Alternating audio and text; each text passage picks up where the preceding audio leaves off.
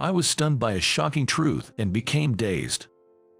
Out of the blue, she blurted out to me, "I just can't be without you." Cutting me off, she looked straight into my eyes. Her gaze conveyed a strong determination. Her expression was pure seriousness. "My name is Kevin. I'm a 27-year-old graphic designer. Currently, I work for a major design company, handling various tasks like designing posters and book covers. Despite I graduated from a vocational college 3 years ago, I won a design contest with a poster which landed me a job at this company. Until then, I had been freelancing, but after showing off my award-winning design, I miraculously received a job offer. The poster I submitted in the contest had a mermaid theme and was titled Mermaid Princess. It depicted a deep-sea mermaid swimming up towards the surface. The design transitioned from dark to light colors, creating a feeling of hope, which was highly praised by the judges. I have a strong attachment to this Mermaid Princess work as it was a turning point in my life. A job at a major company allowed me to be involved in various projects and led to fulfilling days. However, I had one concern. It was my boss, Director Bob. "Kevin, the font color doesn't match the background. Redo this flyer's design. From my perspective, who have studied at a prestigious art college, navy is better than blue in this case." Saying so, Bob threw the flyer at me. Thinking here we go again with his nitpicking, I replied, "Got it," and immediately turned to my computer. Director Bob had graduated from a renowned art college, and thus held immense confidence in his taste and education. For that reason, he clearly didn't like the fact that I, a mere technical college grad, joined the same company midway. Just like now, he always nitpicked at my works, suggesting to change the color or switch the motif from flowers to stars, and demanding numerous revisions. Of course, as a designer, my goal is to produce better works. But the tricky thing with Bob was that he often changed his feedback. As expected, after I switched the font color from blue to navy and presented it, Bob ordered another revision. "You know what? Blue was better. No hard feelings, but artists go through many iterations to create masterpieces. This will be a great learning experience for you, as you have not properly studied at an art college." Saying so, Bob handed back the flyer with a sneer. Feeling the malice from Bob, I once again replied, "Understood," and ended up working overtime that day. With all the overtime work and the way I was being treated, I was starting to feel down. But I genuinely love my job as a graphic designer, and I also wished to become a designer who would someday earn Bob's respect. But man, I sure could use some emotional support. Late at night, after finally finishing up, I felt a pang of sadness while heading home on the last train. Looking back, when I was freelancing, I was always busy due to financial constraints. In such a situation, romance was out of the question, and since my college days, I had always been alone. But someday, I'd like to get married. I thought, maybe now is the time to take some action. However, as I was suddenly driven by that urge, I was still unsure how to proceed since I had been away from dating for so long. So, the next day, I decided to seek some advice from my cousin, whom I regard as my elder brother, John. When I called him, John suggested, "If you're up for it, I know a woman I'd like to introduce you to. She's a 26-year-old freelance illustrator and a friend of my wife." "An illustrator? I'm intrigued. If she's okay with it, I'd definitely like to meet her." Thus, through John, I got a chance to meet this woman. We planned to have a matchmaking date at a cafe lounge in a week. The woman's name is Catherine. I got to see her picture on a phone, and she was a beautiful lady with long flowing black hair. Despite I'm not that good looking, I showed Catherine my picture through John, and thankfully, I seemed to be within her acceptable range. Now, all that was left was to meet in person. Nervously anticipating our meetup the next day, I received an unexpected call at work. Suddenly summoned by Director Bob, I wondered what was up. Entering his office, Bob, with a smirk, began.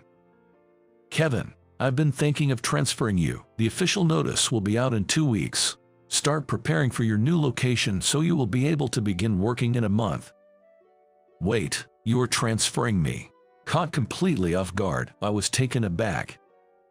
The branch office he referred to was also known as the dumping ground for sidelined employees, infamous for hardly getting any design work. Why would I, who can handle designs at the main office, suddenly be transferred to that branch? When I voiced my confusion, Director Bob, with his usual condescending attitude, continued, "Well, Kevin, you've been working more overtime than other employees, and frankly, your level aren't enough for the main office. If you're unhappy with that, maybe you should consider resigning on your own terms. After all, you used to freelance, and that might be a better fit for you." His words made his true intentions crystal clear. Bob's plan was to pressure me into resigning by forcing an undesirable transfer. For me, if I was to be transferred to a branch where hardly any work comes in, it would probably be best to leave the company. Feeling the unfairness in Bob's actions but knowing arguing would be futile, I simply responded, "Understood. I'll submit my resignation form," and quietly left his office. I had always put in effort, hoping for recognition from Bob. But all that effort went down the drain. Though I was filled with a deep sense of frustration, I had a meeting set up with Catherine the next day. It would be unthinkable to cancel the matchmaking date the day before after expressing my interest. I should apologize sincerely. With that thought, I headed to the cafe lounge in a suit the next day. Arriving about 10 minutes earlier, I nervously waited for Catherine. Then precisely on time, she appeared. Wearing an elegant gray dress and carrying herself gracefully, Catherine looked even more beautiful than in her photos. My heart began to race upon seeing her, but I had to tell her the truth.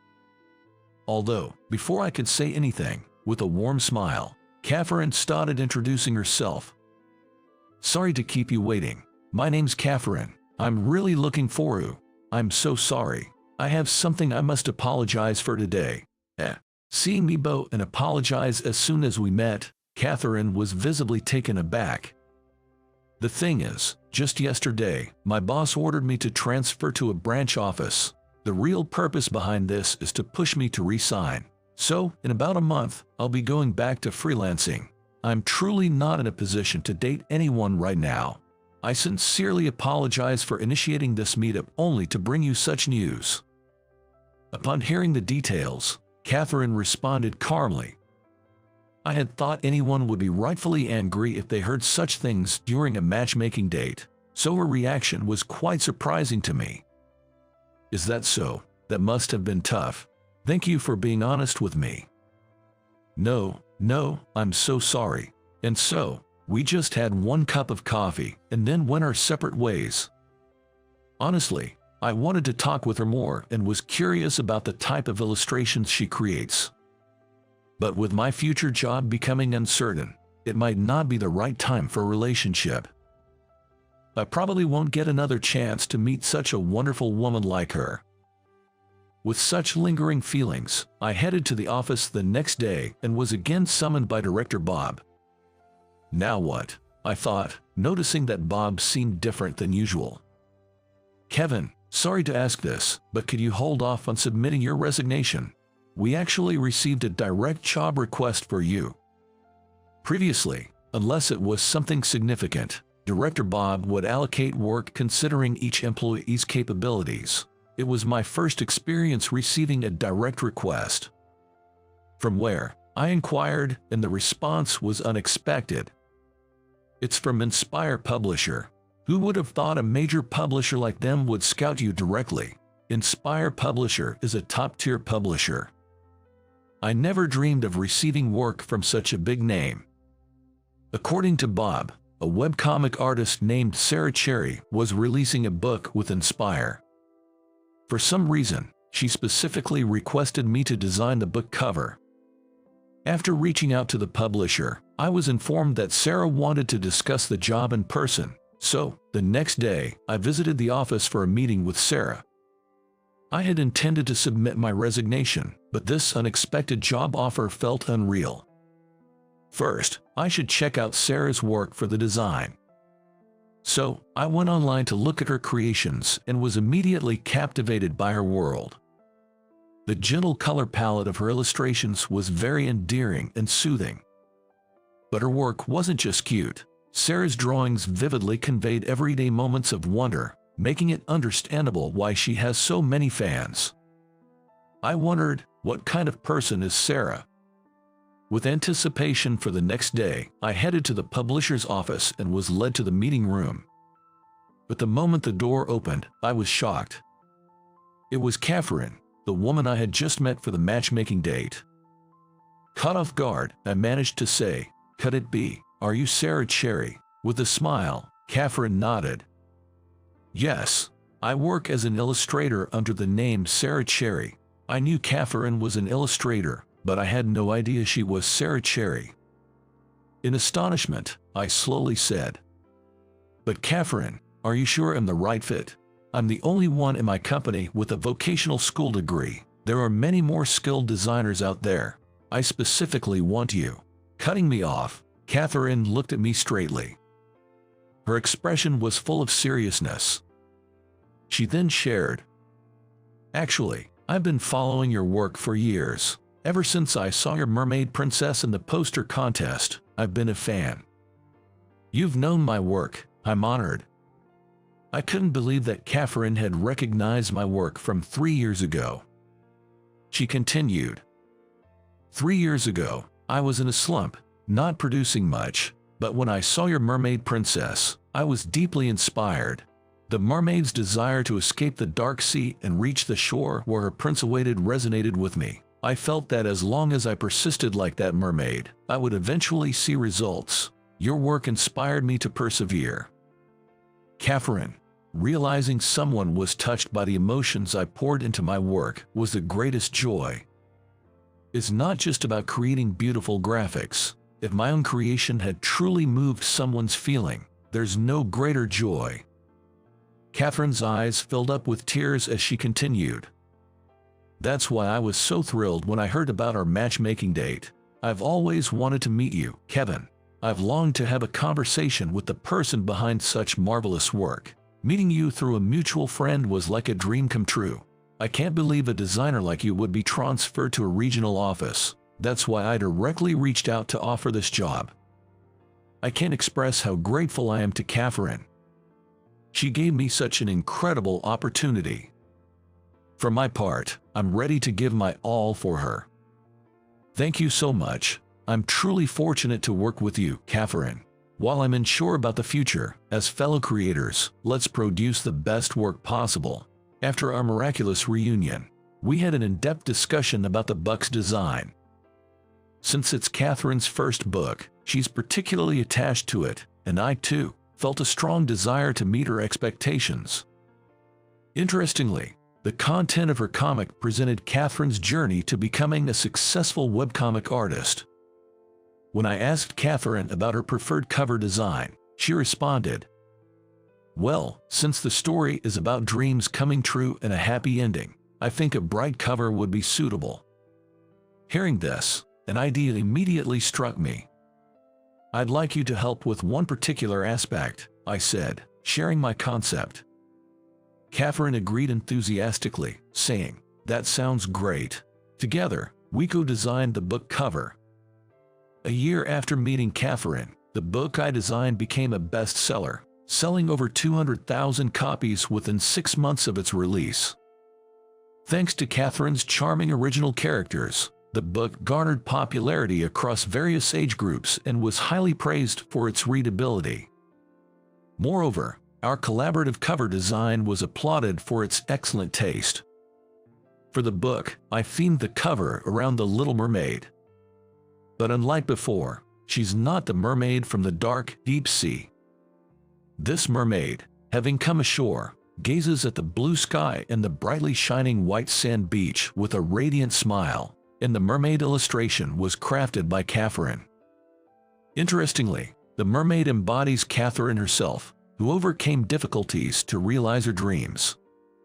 Thanks to her adorable art style, the design turned out even more appealing than expected.